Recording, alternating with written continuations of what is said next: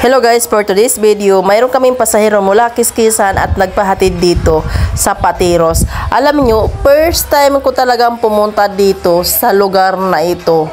Dahil hanggang doon lang kami sa pinapabungad na pag may pasahero doon lang kami naghahatid. Pero ito talagang sa sulok na talaga ito ng Patiros at pinakadulo talaga ito. Malapit ito sa Palayan. Ang gulat ko talaga, na-shock ako dahil mula sa pinakadulo at pinaka sa dulo talaga na itong nakahirilan na to na housing na ito, wala talagang katao-tao at hindi pa talagang ang damo nagtataasa na talaga.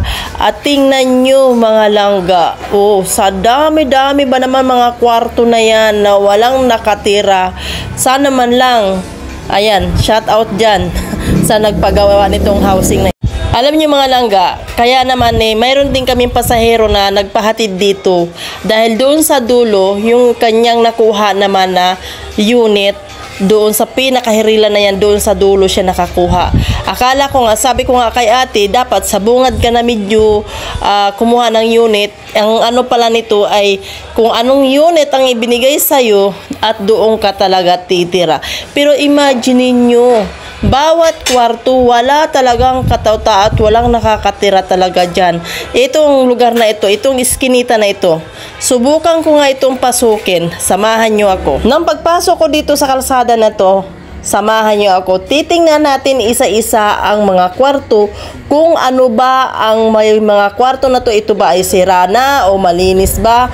Nang papunta na ako dyan, nakita nyo doon sa pinakadulo na yan, nakita nyo naman siguro, iniisa-isa kung tinitingnan yung mga kwarto by kwarto na yan.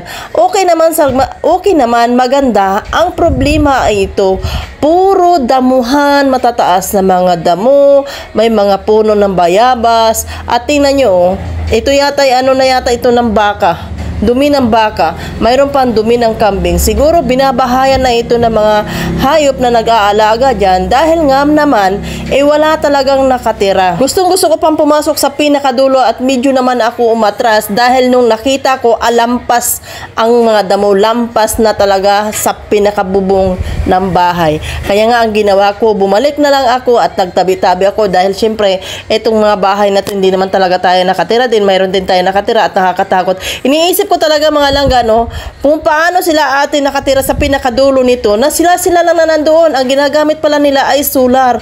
Imagine niyo. Ang tinatanong ko nga si ate, sabi ko, in-award ba yan sa inyo itong tinitirhan nyo? Ang sabi niya, nakikitira lang kami. Tama nga naman si ate, nakikitira lang sila dahil nga naman sa dami-dami ba namang mga kwarto na nandyan, talagang mga unit na nandyan, nawala talaga mga tao.